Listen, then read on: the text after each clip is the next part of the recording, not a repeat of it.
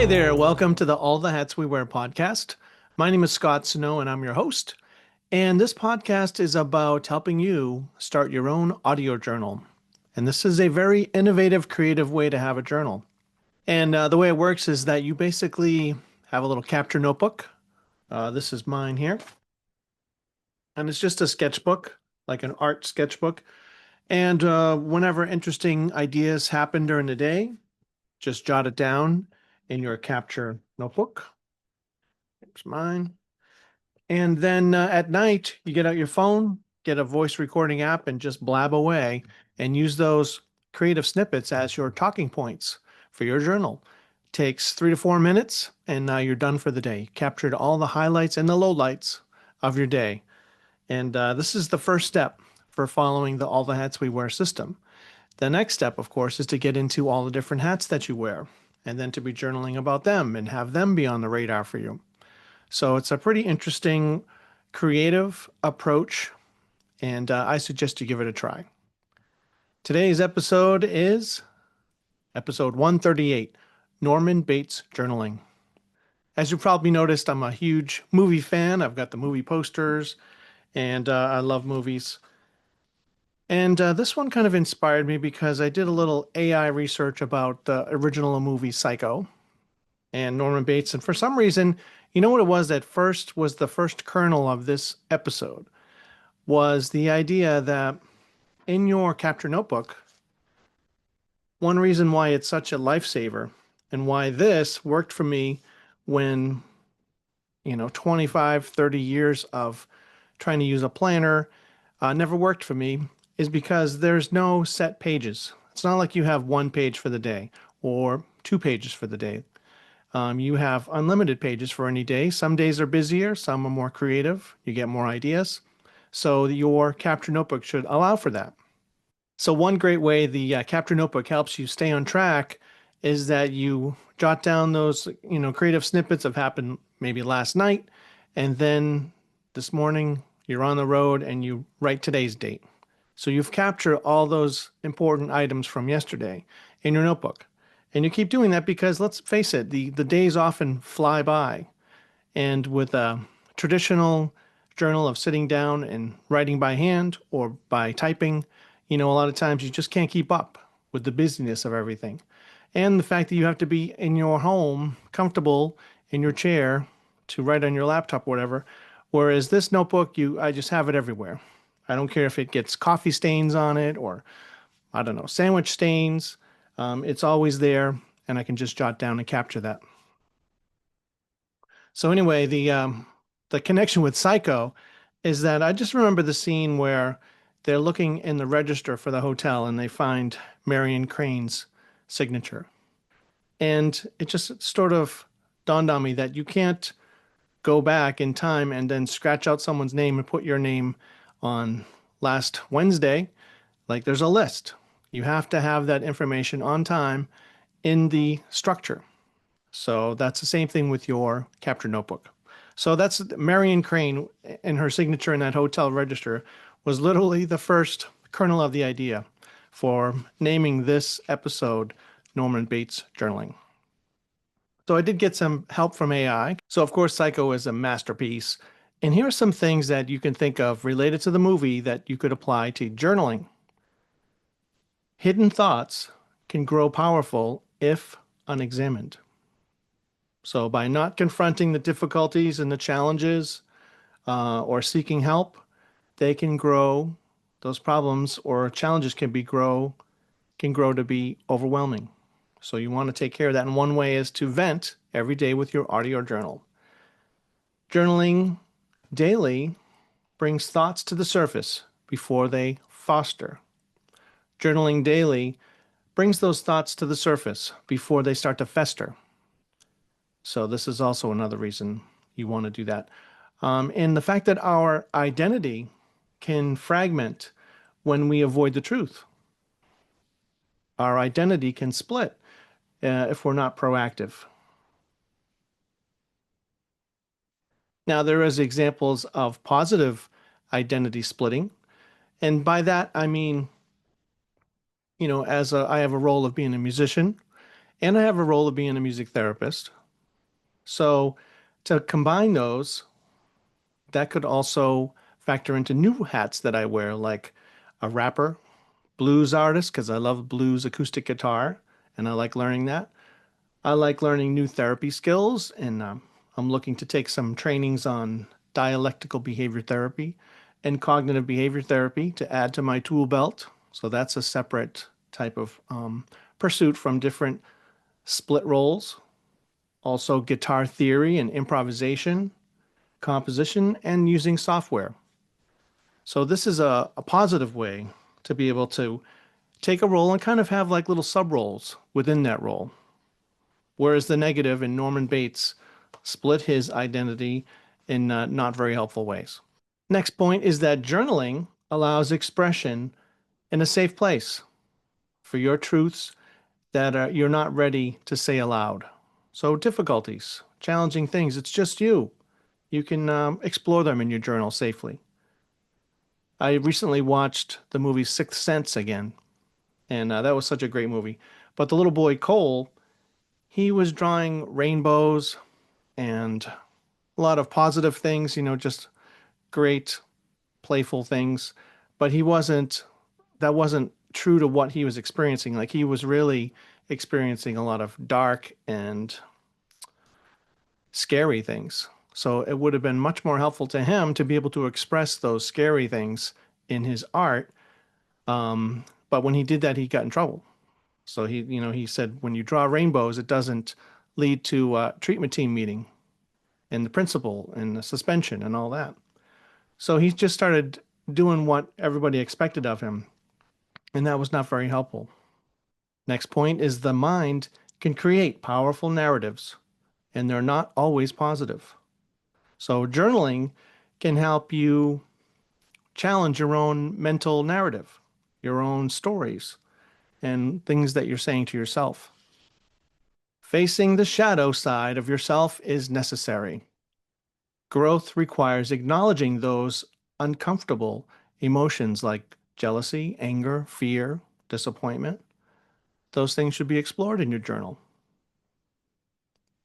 Now I want to talk about environments. As you see behind me, this is my home office. This is my favorite room, I think, in the world.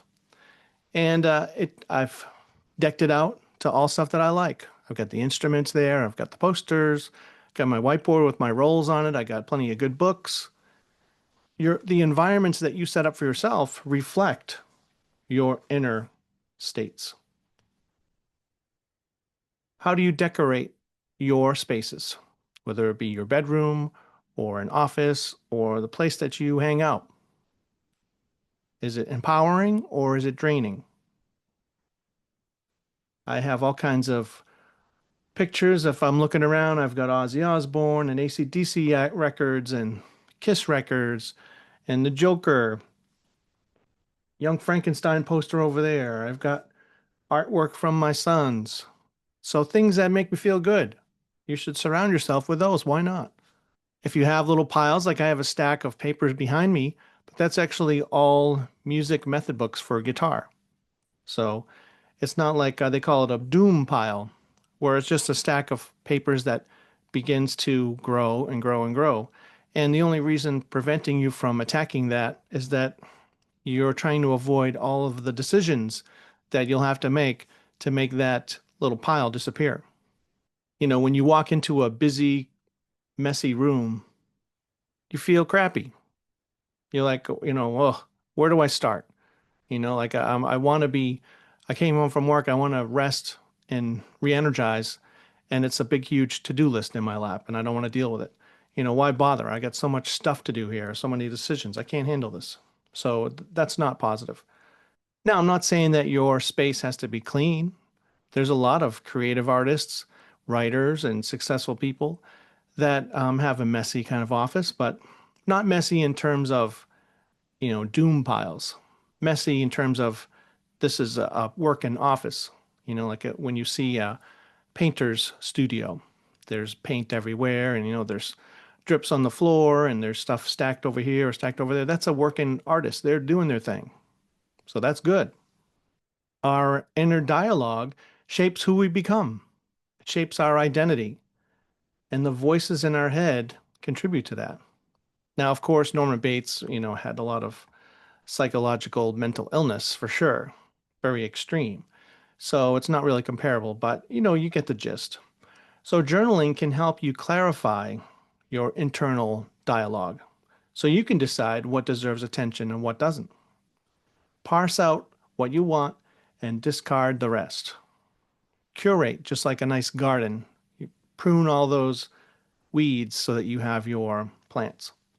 Also, having ideas in a journal spoken is very informative. It's informative to speak aloud what you're thinking and to dictate your thoughts, as opposed to just silently typing or, silently writing in a notebook.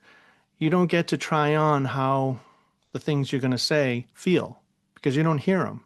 You hear them internally, but it's different. I think there's a different intensity to being able to say it aloud. Of course, Psycho is an extreme example of what can happen when self-reflection isn't happening. Journaling helps us process thoughts, integrate identity, and prevent internal conflicts from becoming overwhelming.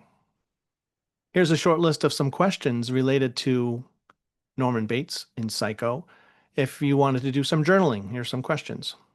Which thoughts or worries have I been avoiding writing about? For example, silence is deafening for politicians. What are you not saying? What are you not exploring? That's the challenge. Are there any parts of myself I try to hide or deny? That's a huge journaling prompt. What am I carrying that I've never expressed? Which story or narrative that I think about myself may not be true? Limiting beliefs.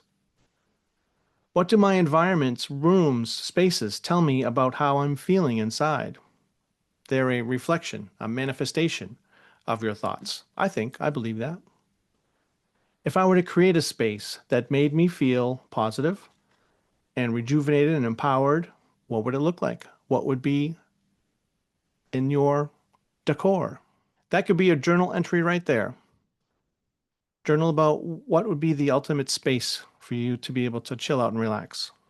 One exercise I talk about in my book is color words and word salad. Color words are just interesting, uncommon words or phrases. And word salad is really just a stream of consciousness kind of story. One thing I like to think about is, and this brings me back to a quote from the comedian Sam Kinison. And a heckler started to kind of take over his show, and he kind of brushed him off once. And then the heckler said something again and annoyed Sam. And Sam finally said, "The last thing you want is my undivided attention." So taking that idea and applying your undivided attention to whatever you're working on is your greatest weapon. I've been thinking more of switching my word salad stories, which really was a writing exercise. I was trying to go hardcore. I would select 10 color words or phrases and make myself include all 10 of those in a short, like 3-page mini story or a little episode. And then after a while, although it helps you with your new vocabulary, for sure, I think it's limiting in terms of your writing skill because you want to select the perfect word given your writing.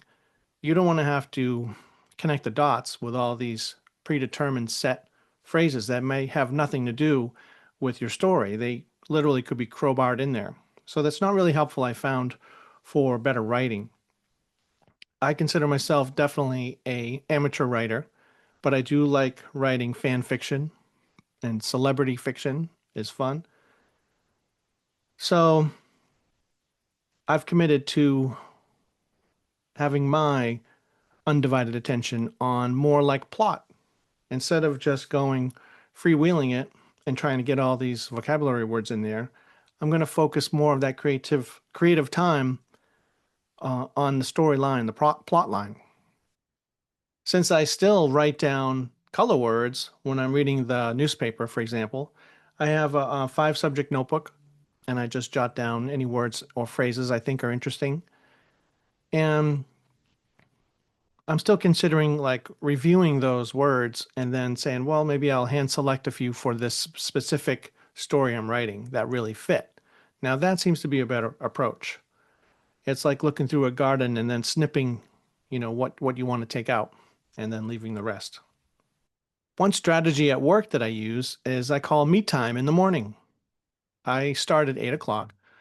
So I usually try to make it so I get there a half hour early. And then I literally just sit in my car and either I'll do some audio journaling or I might do some bullet points where I listen to the dictation and then jot down the bullet points so I can reference what I'm talking about in the past for my journal. Or, I'm doing any kind of a creative project or planning. I like being in my car. It's my own little space away from my office away from my office. And I think it's healthy because then usually a job I would always like go like with 2 minutes to spare and I'm, speeding down the driveway and running out and trying to get there. And it's just stressful. And you become resentful of your job because now it's yanking your time away. And now it's the business's time, your employer's time. So this is a nice transition, and I recommend it if you can do it. And then it makes it a lot more enjoyable to go in at 8 o'clock. I'm 5 minutes early or 10 minutes early all the time, but I've gotten that little bit for me out of the way. So it's a nice way to start the day, I think. At work, I've been thinking, I think I'm good because I'm selfish. And let me clarify. I find that when I prepare adequately for a group and I'm excited and I have some good ideas and I know what I'm doing for the group, that it's enjoyable for me personally. I hate showing up weak for a group or an individual music therapy session and I don't have my plan or I'm just sort of maybe I'll just wing it from last week or just kind of wing it in the moment.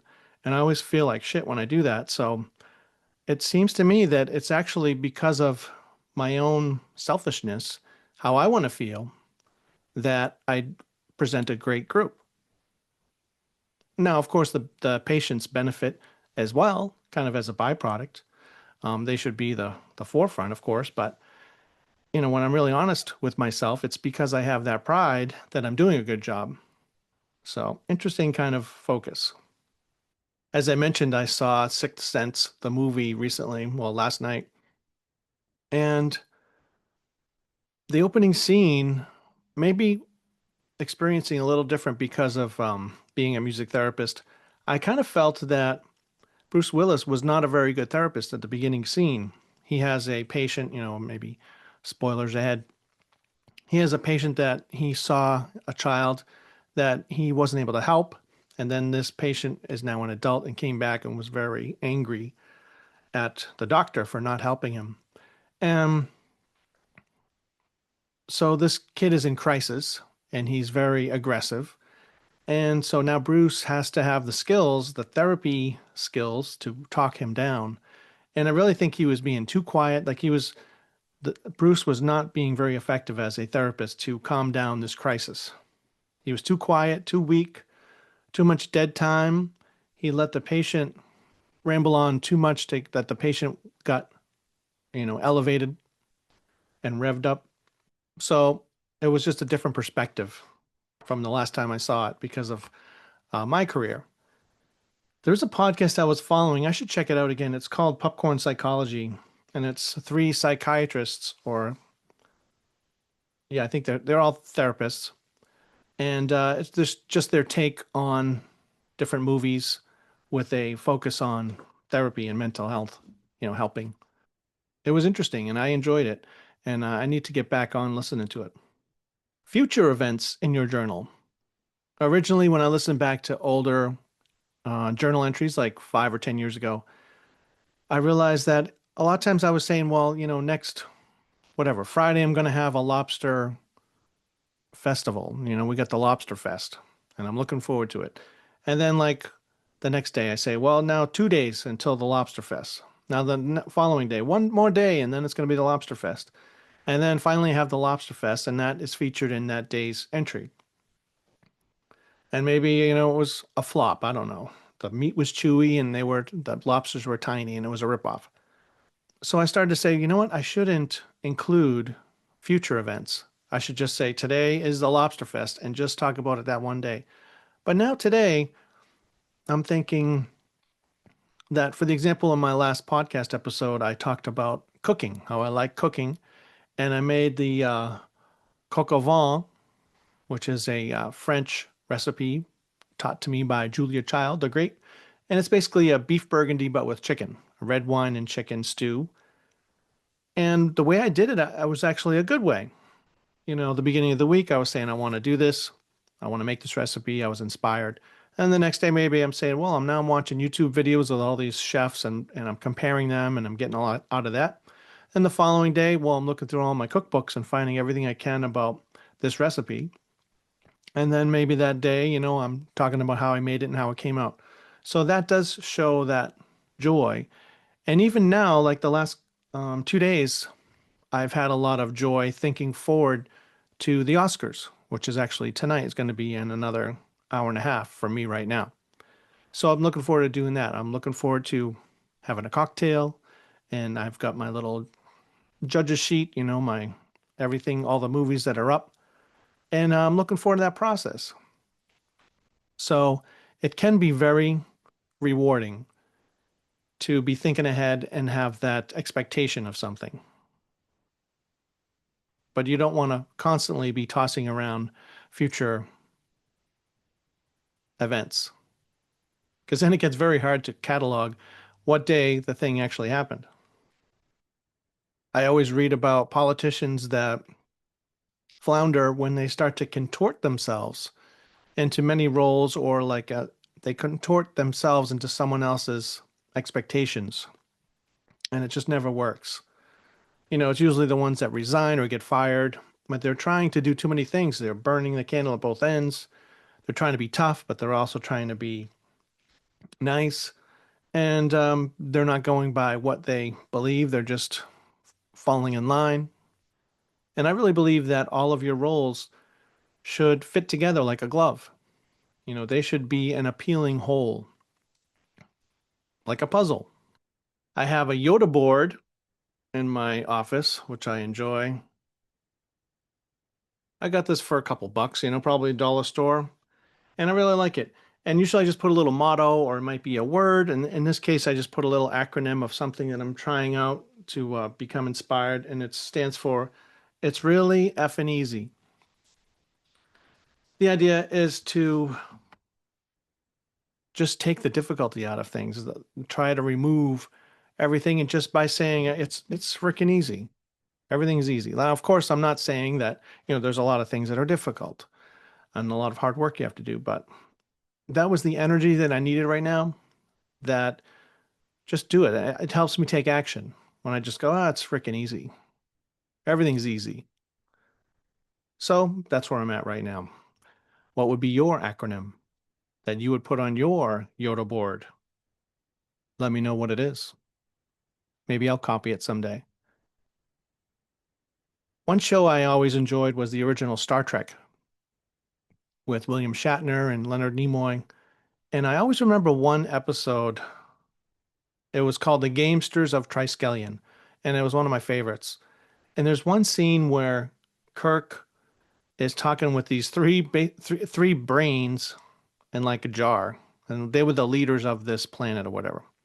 And they just bet all the time on these battles. So they would have Kirk, and they want Kirk to fight these two other monsters, and then the winner of those would fight someone else, and these creators would just bet on it all the time.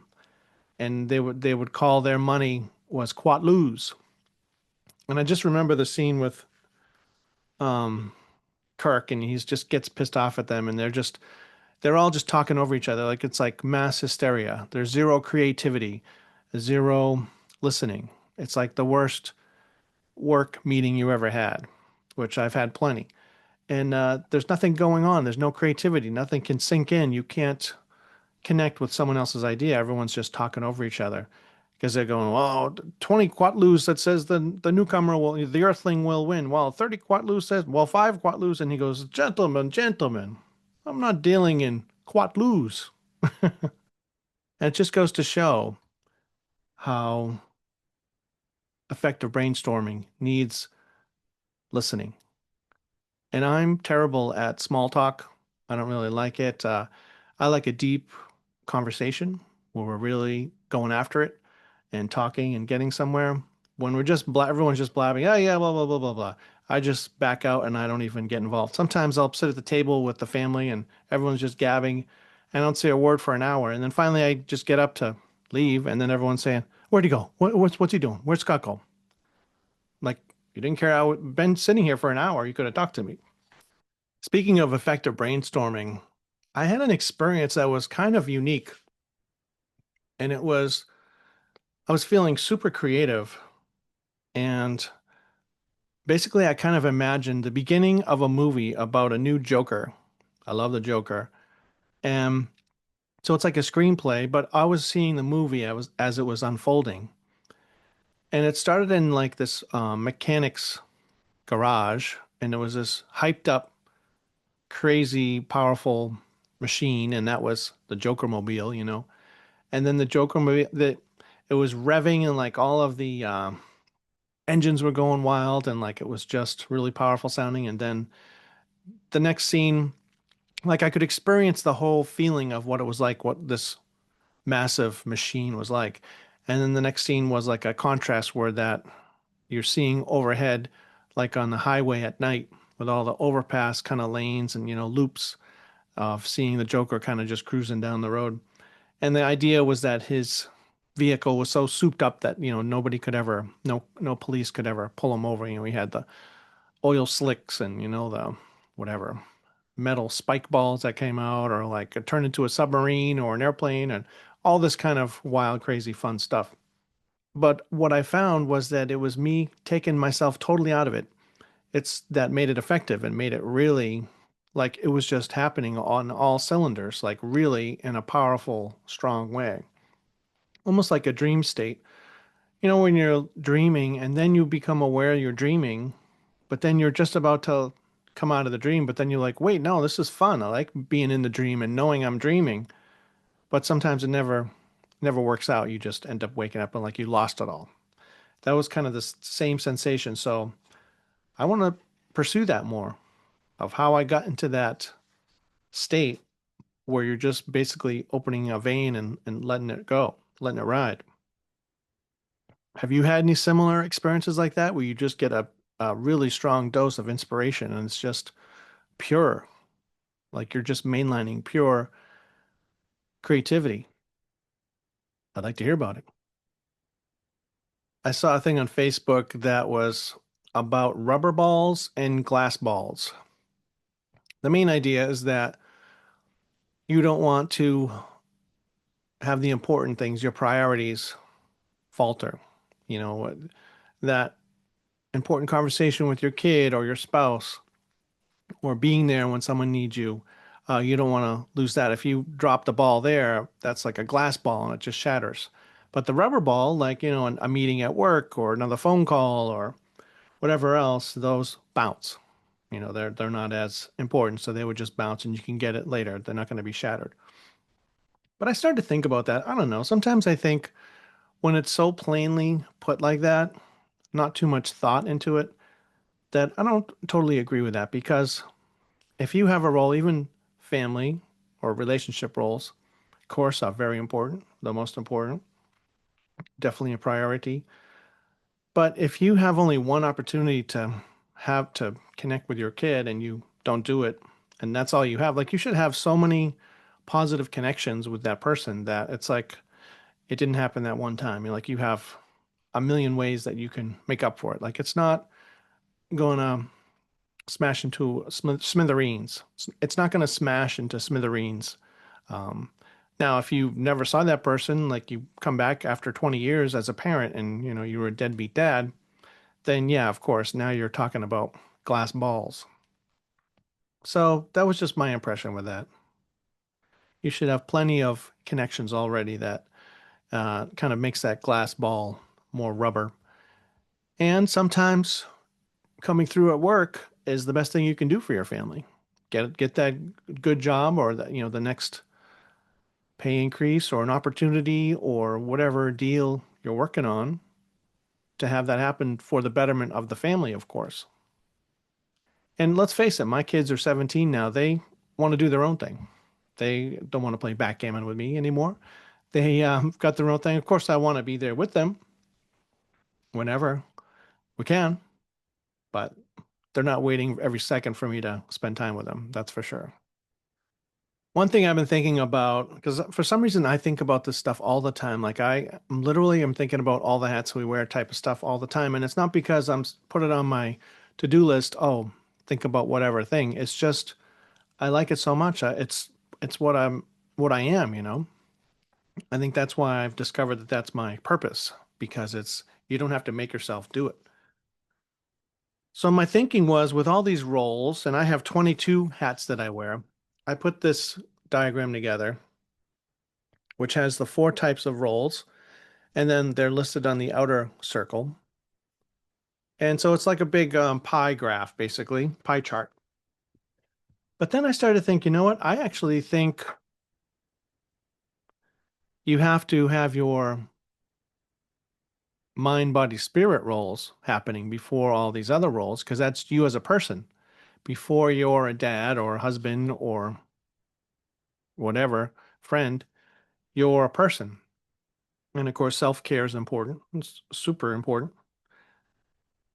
But then I started to go, maybe there's a place before even this mind, body, spirit you role that you have to go before or between all of your work on the different separate hats that you wear.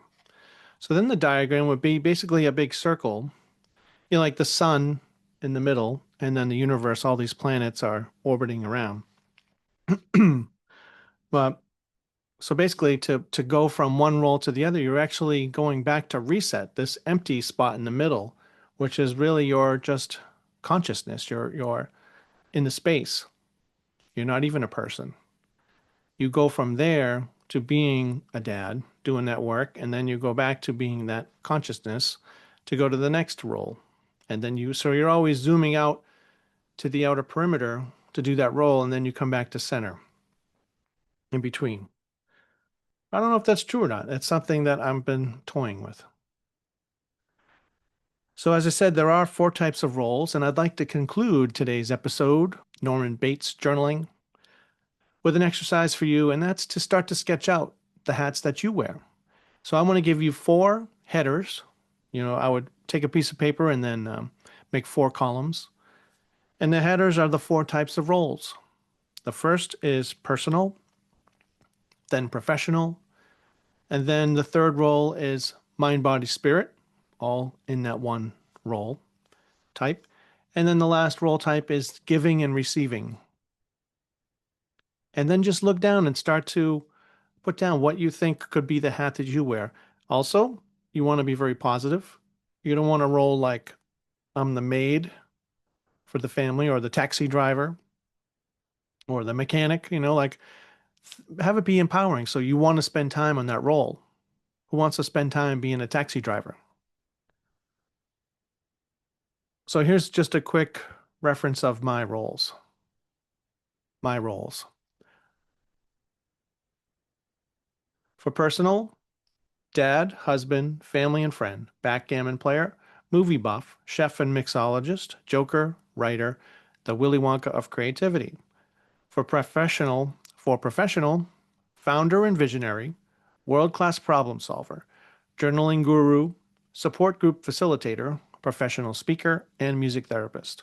For mind, body, spirit roles, meditator, 180-pound body, musician and spiritual, minimalist, the dude, sage. And for giving and receiving, wealth builder slash business strategist and philanthropist.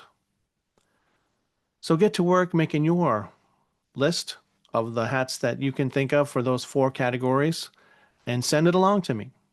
Visit my website, allthehatswewear.com, for a free PDF of my book. And that explains everything, all of the steps, everything in this whole course. Feel free to comment about this episode, and I'd love to hear from you. And if some of these ideas sound a little quirky or strange, Just remember what the great Norman Bates said. We all go a little mad sometimes. See you next time.